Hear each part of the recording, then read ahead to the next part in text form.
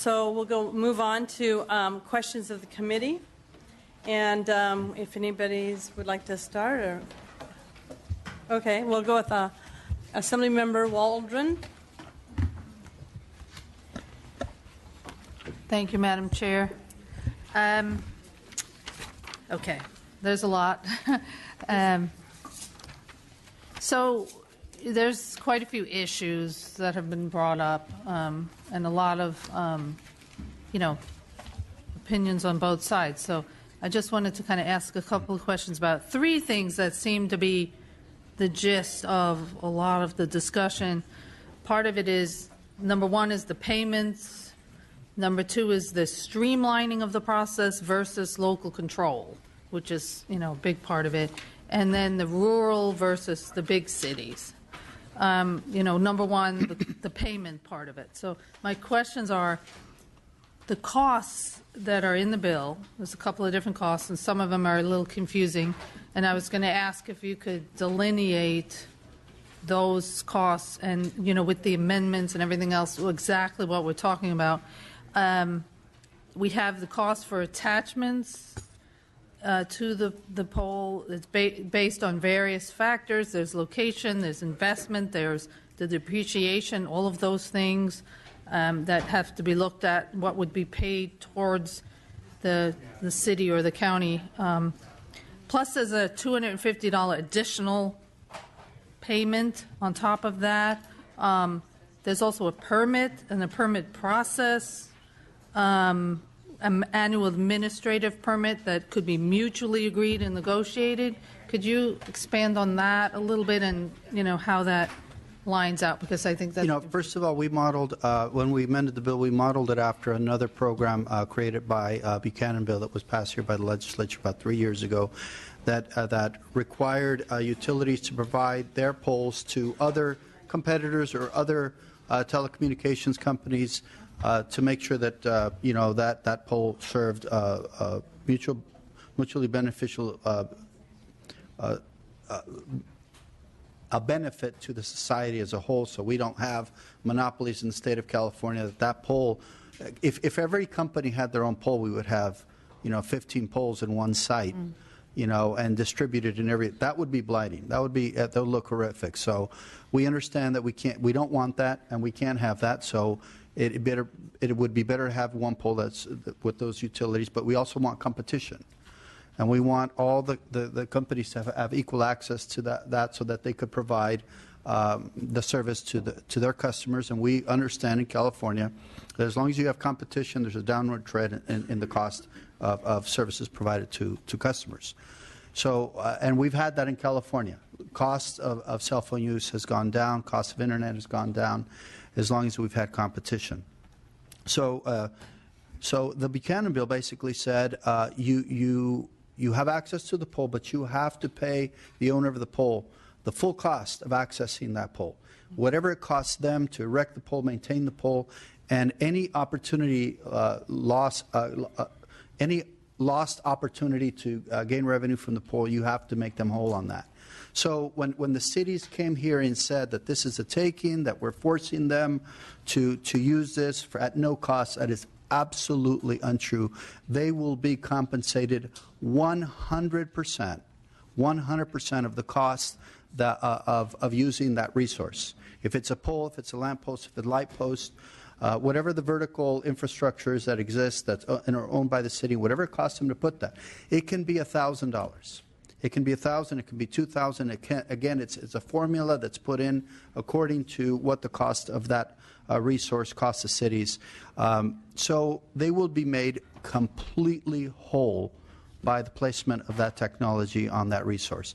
In addition to that, they get an additional $250 per attachment site, which is something that we compromised in the Senate. But when you look at the amount of sites, this is going to be an enormous amount of money for the cities. Make no mistake. They will make, not only will they be made whole for the use of their pole, but in addition to that, $250 for every single cell tower in one block. It's possible you might have 8. And if you start to do the math statewide, this is a lot of money that's going to go into to the budgets of cities. Money that currently today They are not collecting. Not one of those cities is getting compensating for that under this bill. This would make a lot of money available to the cities. In addition to that, it would allow the city to charge fees, the permit fees. It would allow the city to charge for other fees such as encroachment, building permits. Frankly, I mean, there's so much cities can do to help with this and to be part of the solution. And for them to say that that this strips away all their authority is completely false. They are trying to mislead this committee today in opposing this bill. Did I leave out any other fees that? The observation that I would make is maybe a historical one, if I may, Madam Chair. The FCC and the Public Utilities Commission of California decades ago established rules for attaching to telephone poles and energy infrastructure throughout the state. They adopted formulas and it was cost-based. So a competitive carrier like AT&T that owns 300,000 poles in the state, we are required under your government regulations to make our poles available to our competitors at cost per year.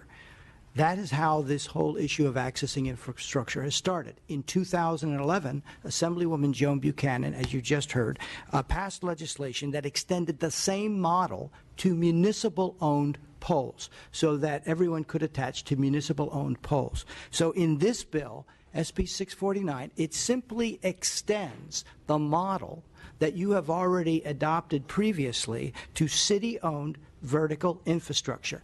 Access at cost to cover the entire cost of whatever it costs the city to erect the infrastructure, maintain the infrastructure, whatever the building permit and administrative costs might be, plus $250 per attachment per year. So historically, this is not new. We have been doing this for decades. Thank you very much. Okay, so that's the cost part of it. So there is full cost recovery. Full cost recovery plus $250 plus per the attachment. $250 and the permitting and the Yes. negotiated mutually fees. Those things could, as you said, go up into $1,000 or more dollars plus the $250 plus the permits. Yes. Okay. So then the second thing is the streamlining of the process, which everyone likes streamlining, versus local control, which is a very critical and important issue. And as someone who worked or served in local government, also worked as a staffer in local government, is very important. So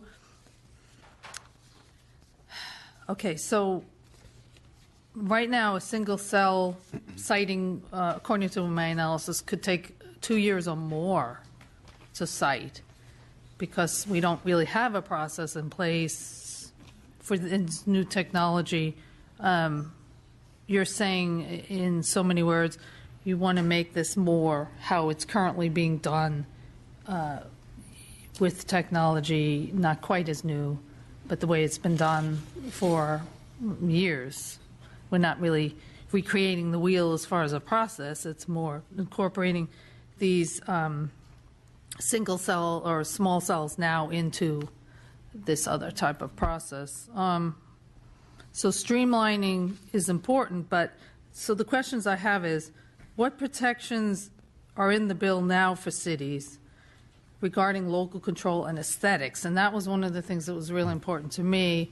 You know, what does it look like aesthetically? What protections, what discretion is there for cities in this bill that they feel like they have control? Well, the bill allows cities to create design guidelines around the implementation, so they can create their requirements in terms of how this technology is put on the pole, what it looks like, how much space it takes. All those things they can develop a policy around that. But the important thing about them doing that is that it establishes a policy that everybody must follow. It doesn't do it just for one company or another. Everyone has to follow the same rules and conform to the same design guidelines. So the cities have the power to protect the aesthetics of these facilities in their communities. Okay, so they can develop design guidelines. Also, as far as citing them, location, what, And they can also work with the industry to work on a siting and location plan. Vertical infrastructure will not be the only place that they're going to be allowed, and this bill doesn't cover anything else. So that will give the cities room to negotiate with the telecommunications as to where they want to place their facilities and how, and they maintain full discretion as to how to do that under a plan. Again, the plan has to be made available to everybody equally, and this is in everything that I did, I ensured that these opportunities were allowed to all the providers to make sure that you don't have anyone receiving any kind of special benefit over their competitors. We want everybody to have an equal opportunity to site these antennas with following the same design guidelines and following the same opportunities to negotiate the placement of the antennas. okay. Okay, so citing, we're talking about the bill really covers citing small. Assemblymember, cells if I and- could just add on, I'm sorry to interrupt you, but it also gives them the ability to come up with a rule on co-location of facilities. There might be a way to co-locate, there might not be, depending on the resource, and they will decide that based on the resources that are available to them. Okay, so the process for small cells we're talking about is in the public right-of-way. Yes. And right-of-way in addition to in commercial zone areas. Yes, public right away. So for an area that is not in the right-of-way, say a park, what would the process be? Is it still as it is with cities? They can actually, They would negotiate that with the cities on a case by case. Yes. May I add to that, Yeah. Mr. Chairman?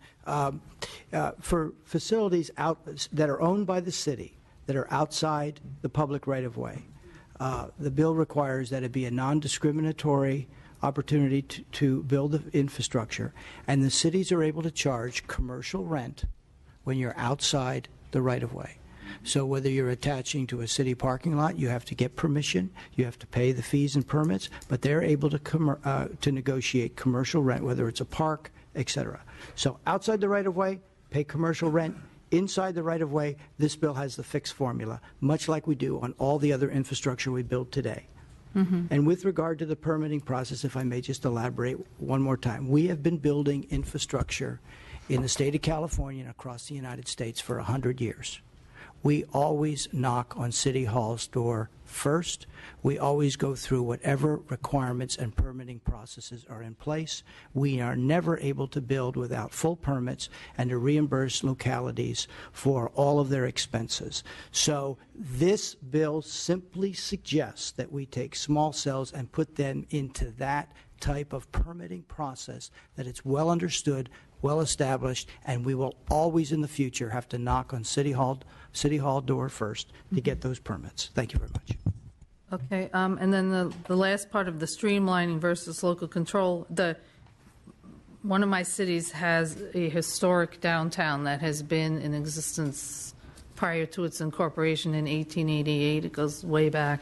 So it has special aesthetics, special needs.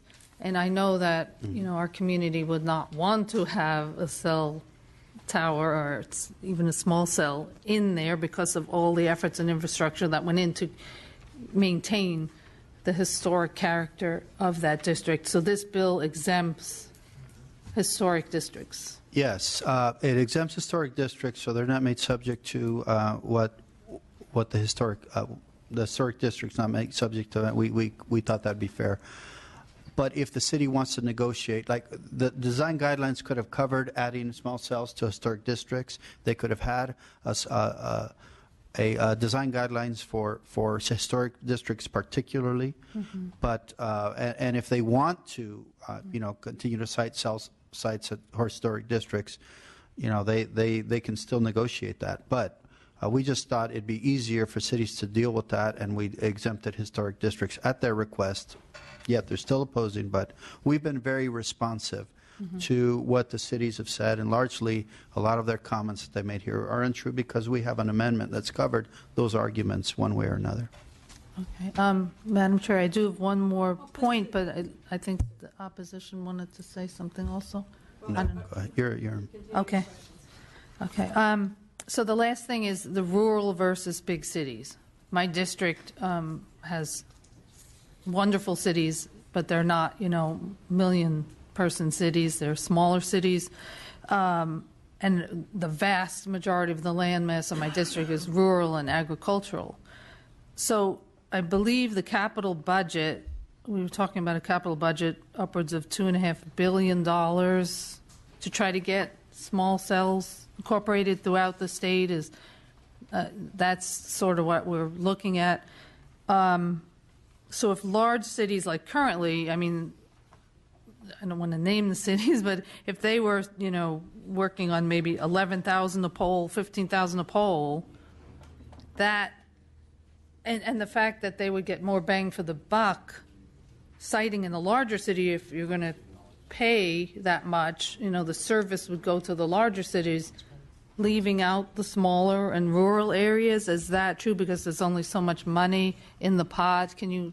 And let me try to understand your question by making a comment on my side, because again, the cities are very upset about the pricing. Even if we make them whole, they want more money, and that's going to add to the cost of this unrolling out this program. And it's going to make it much more difficult to go to underserved areas and make this investment, because where you have a smaller customer base, paying those kind of dollars is going to make it much more difficult to site these antennas where you have a smaller base of customers.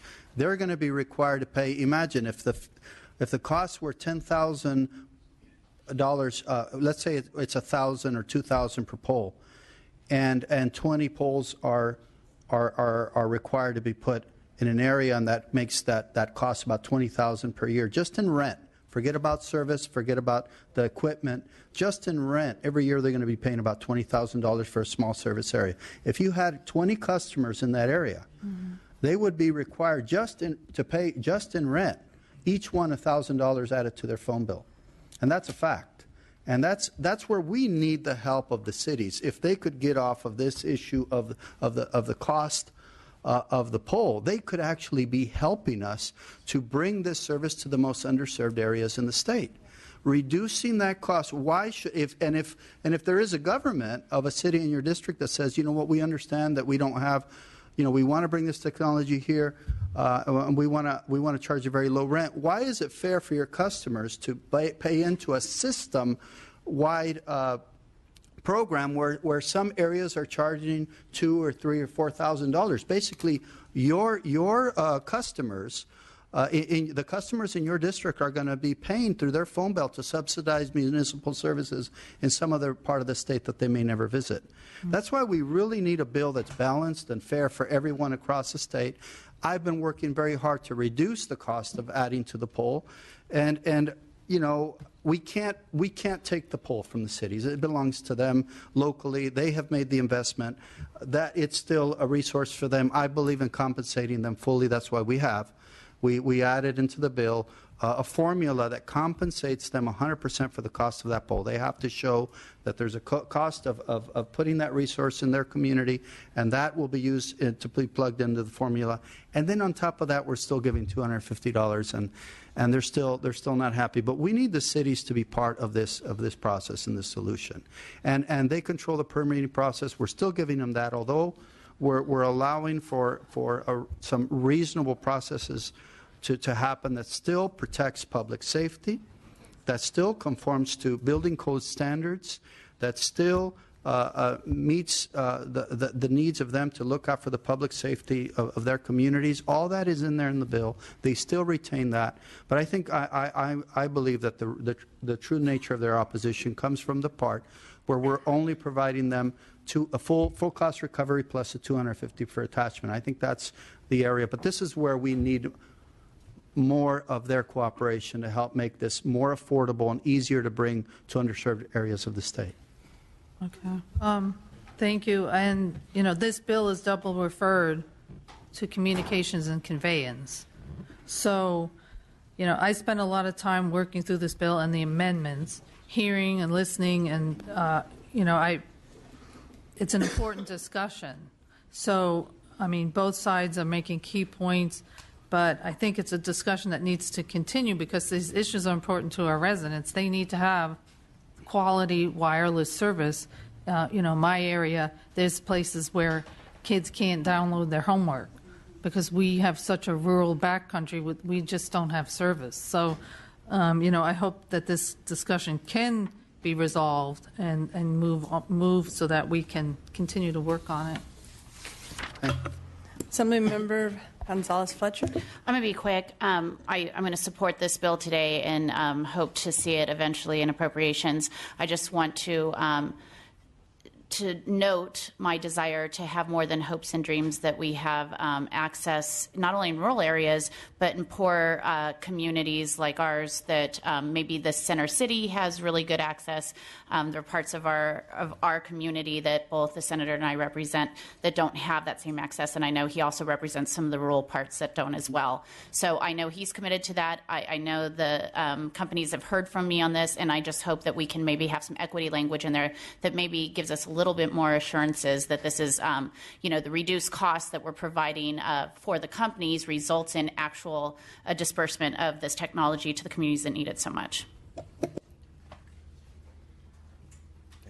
Any other questions? Okay. Assemblymember Caballero. Thank you very much. First, let me just say that I really appreciate the discussion. Everybody's still here. This is not an easy bill, and you've spent a lot of time working on it. And let me just say that I thank you for all of the information. I still have a bunch of questions. I've read it carefully.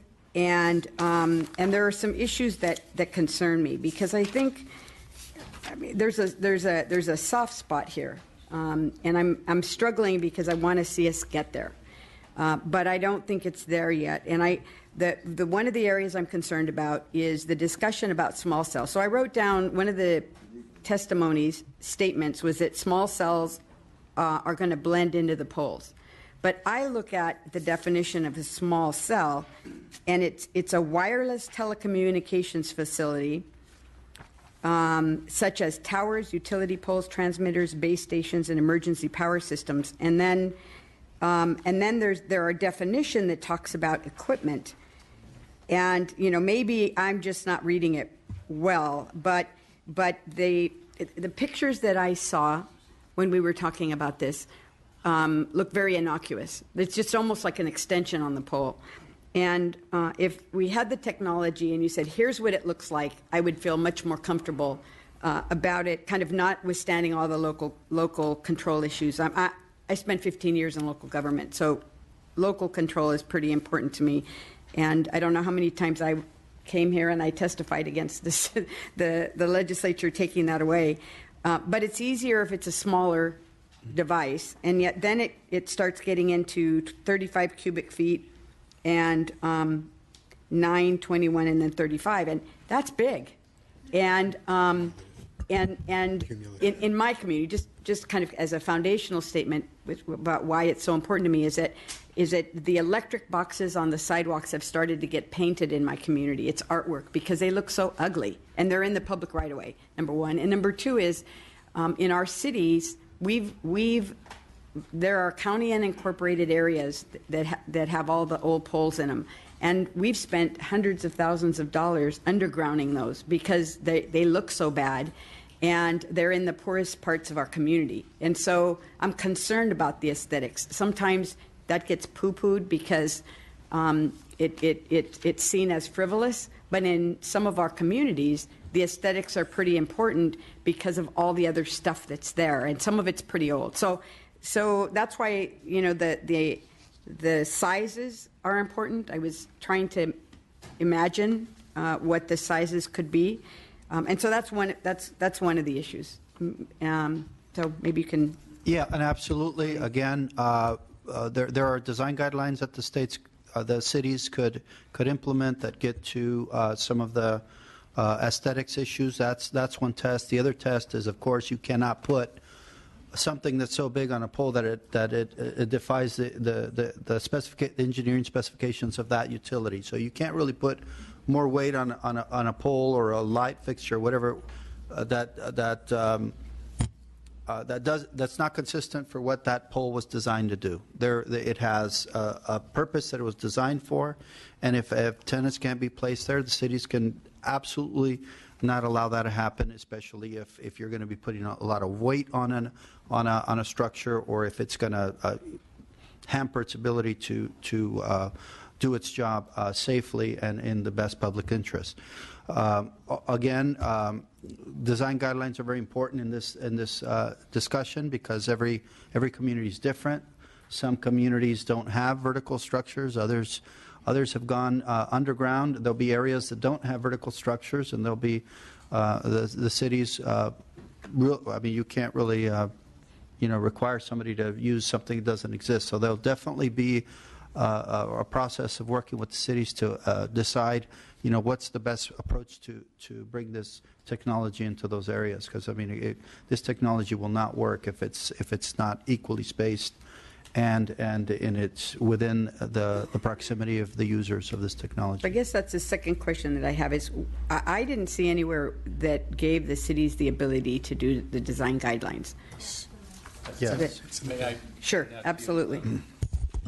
If you will look at 6, lines 20 to 20. page 6, Lines 20 to lines 20 through 22 is the first spot where, if you access vertical infrastructure in in the public right-of-way, it's subject to, among other things, reasonable fees, terms, and conditions, which may include feasible design and co-location standards. So it's page 6, lines 20 through 22. Also on page 5, lines 33 through 35. Sorry, I made you go backwards. It talks about the various conditions that can be imposed as a condition of a permit, whether inside or outside the right-of-way. And on lines 33 through 35, it again says condition to comply with feasible design and co-location standards. So my concern there is this was, and I guess this is what gets to the design standards or the feasible design, is that this is anticipated to be a ministerial act, so where you're not having hearings, you're not inviting any testimony, and so theoretically the cities could say it's got to be an inch in width, and It's not feasible. and meanwhile you say that's not fair, we can't make it that small. I'm just trying to be practical here, and like I said, I think there's a sweet spot here, but I didn't read that as giving the cities the authority to set unreasonable design standards in a ministerial permit only process, and so I'm struggling with how you, as a city, how you would actually design. Set up some design criteria that actually makes sense from your standpoint, that doesn't look like it's a ruse. And there's nothing holding the cities back from having public hearings to design those standards, and including the community in that process to design those standards. They're going to come up with a document that I believe will require community participation to make sure that people in the community have the input in terms of what kind of standards they want their local cities to have. So there's nothing stopping them from doing that in that process. But if you have the sizes in the bill, then they can't do any design standards that don't meet the sizes that are in the bill.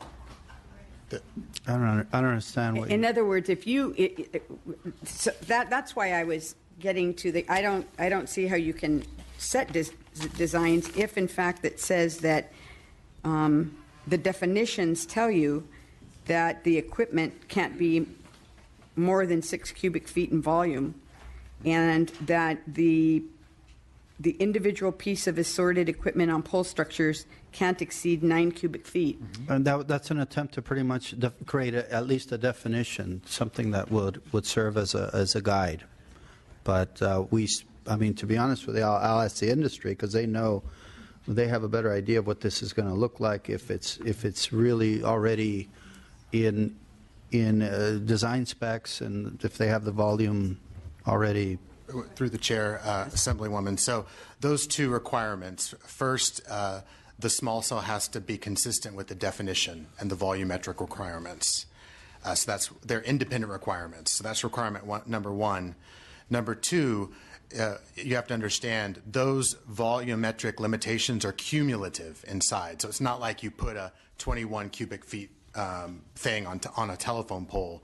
The individual components of the small cell are broken up on the pole.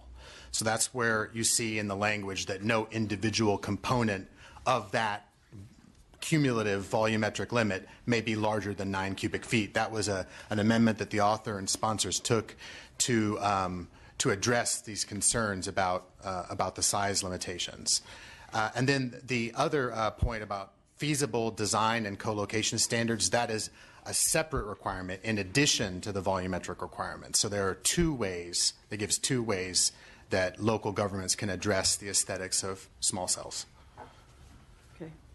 So I guess I get back to my point, which is that that if we set what the total amount can be, Yes, ma'am. that it becomes difficult for cities to say, look, we've decided we're going to go with less.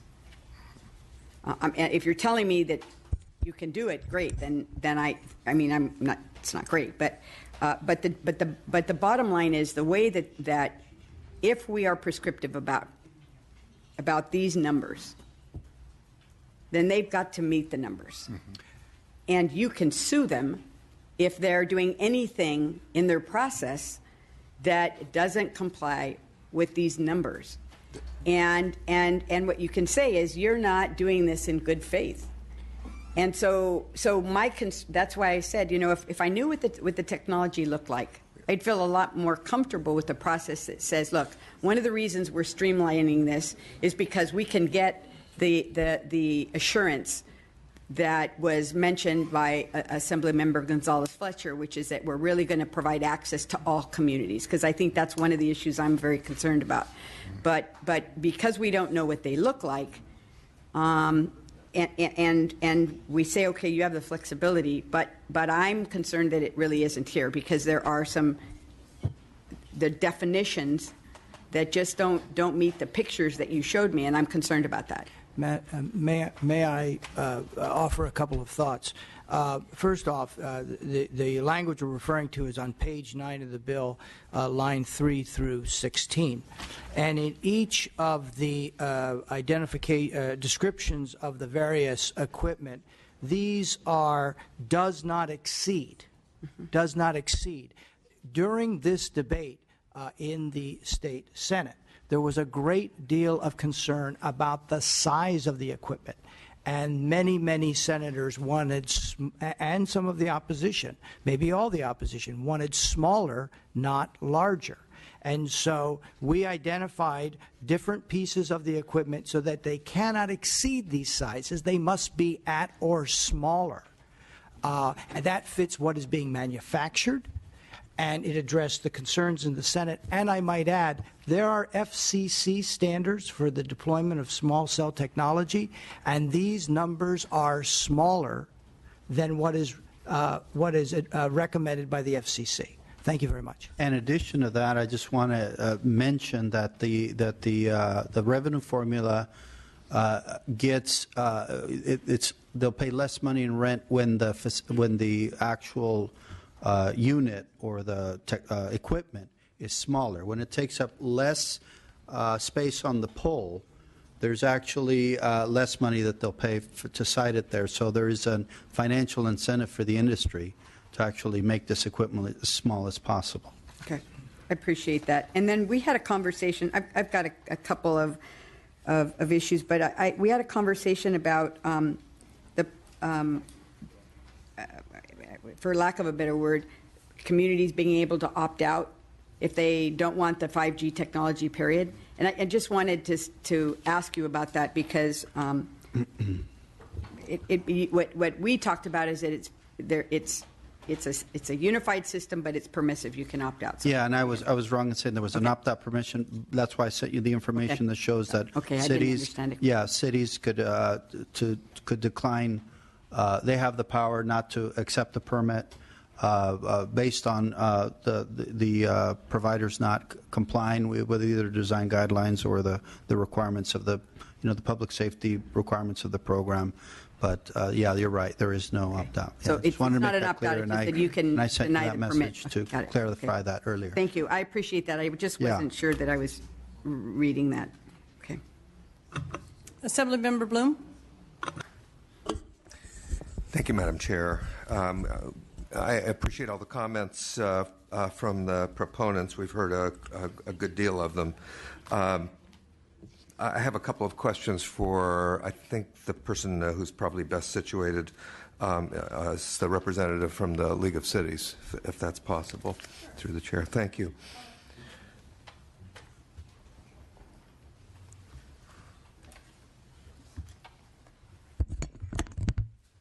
So the bill as it's currently written requires up to, I guess is it a fixed $250 amount plus the costs that would be payable to cities for each installation, as I understand it? Is that essentially correct? It is up to, but it is also possible, as it was discussed by the opposition earlier, that deals like a city can negotiate with a carrier and charge less and get other benefits. And so my question, thank you for the clarification. And my question is, for the cities that you represent, what is your response to that, and why are there remaining concerns? Thank you, Assemblymember. Thank you, Chair, for letting me respond. On behalf of the League of California Cities, if I can just protect, I wouldn't be doing my job if I wasn't also protecting the integrity of our public officials that came from all over the state to testify today. There was a comment made about them providing misleading testimony.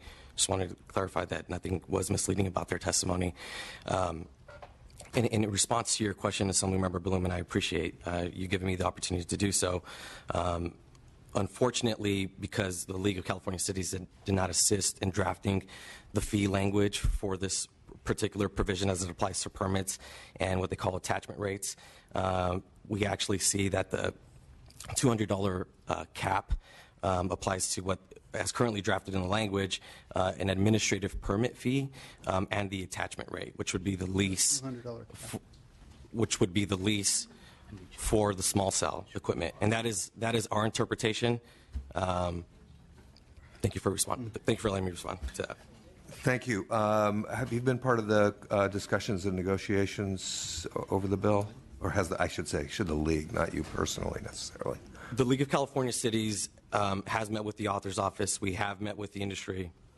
Unfortunately, what's happened throughout this process, as the League of Cities would raise concerns about a particular provision in the bill, instead of collaborating as a true stakeholder would, the industry would write an amendment to address kind of a general concern. And unfortunately, because of that, we ended up with more problems with the way that the language was drafted had we actually collaborated on giving them some technical language and some cleanup. I've been shown, and I think there was testimony about reimbursement for the current technology being as high as $14,000 in at least one city. Can you discuss what the reasons might be for variation in payments under the current circumstance? Yeah, so there are some jurisdictions that don't differentiate between small cells, antennas, and macro towers.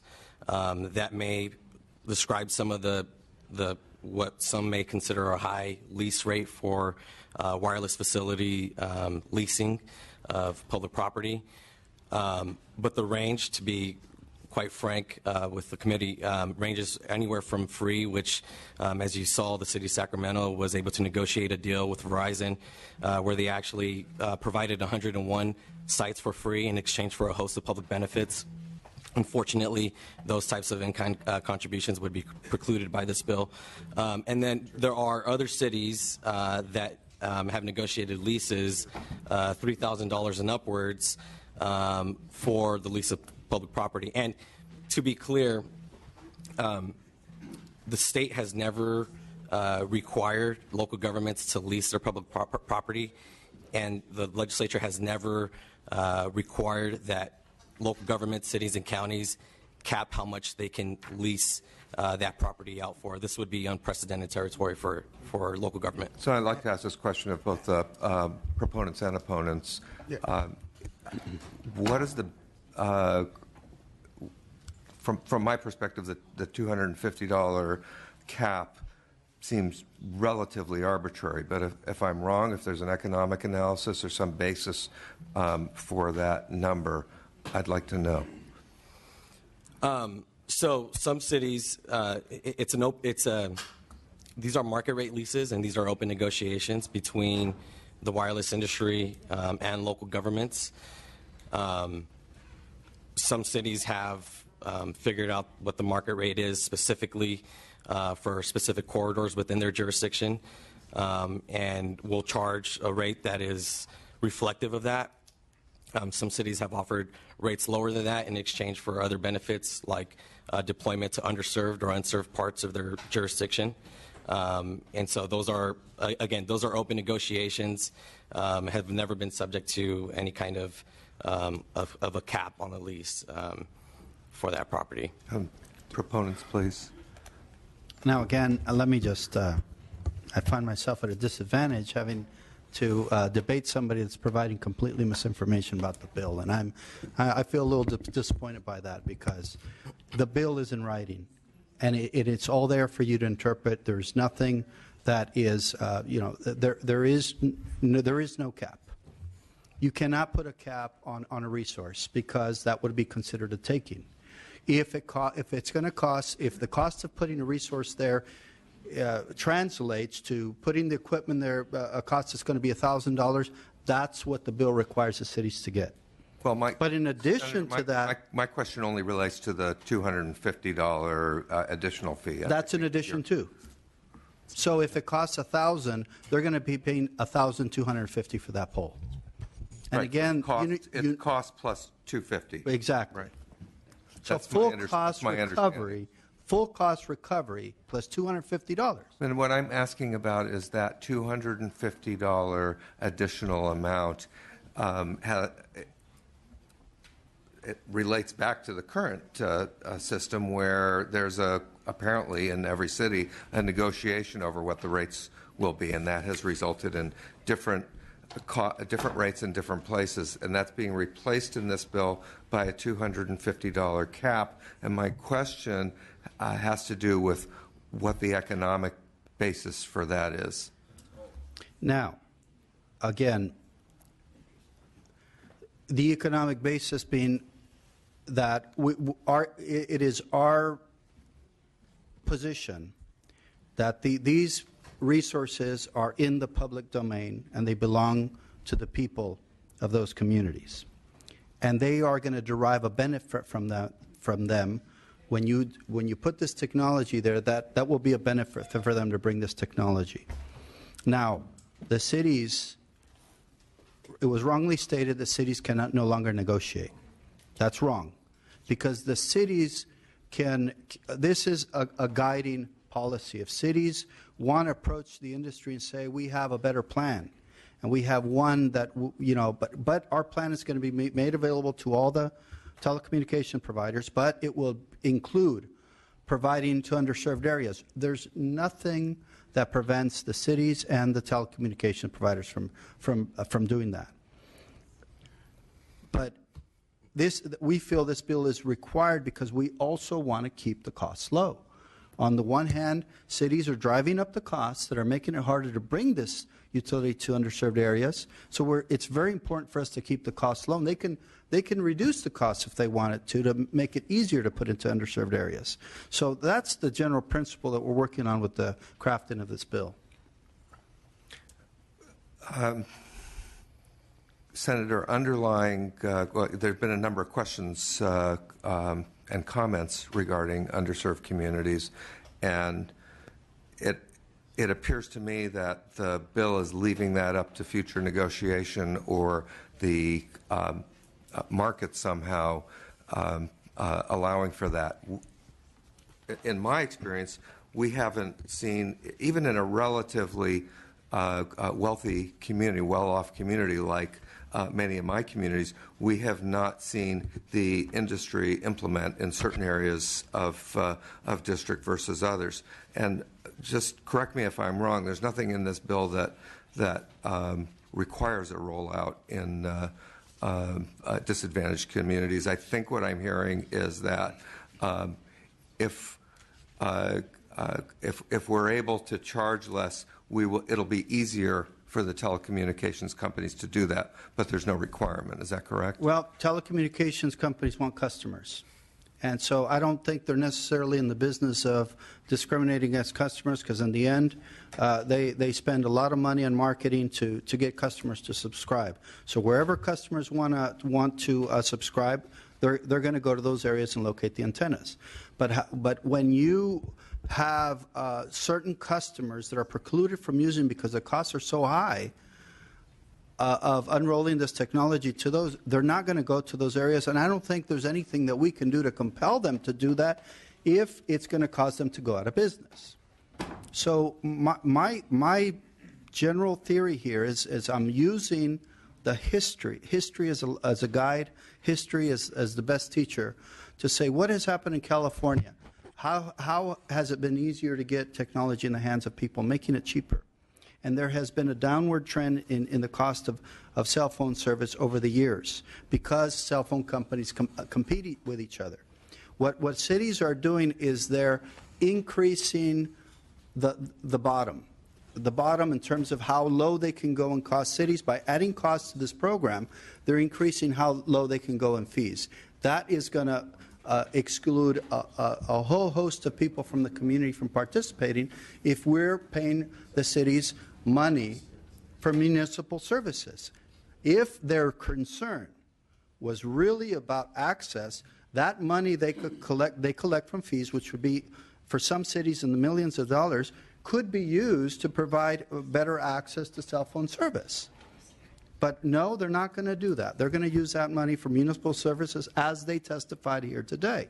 That's why it's so important to have the inclusion of cities in this process. We would like for them to either, help us keep the rates low, or make a commitment that whatever they collect is going to go toward increased connectivity in their communities. As a former mayor and council member, I would just respond to that by saying that when an elected leader comes up and says, we're going to be using these funds for municipal services, I would not presume that they're somehow going to be used for some nefarious purpose. No. And that you, as our former local say government official, well, you didn't say that, but you do imply that they're not going to use them for the benefit of the public through at least rollout of telecommunications. They said police and fire, specifically. Which are community priorities, but I don't think every community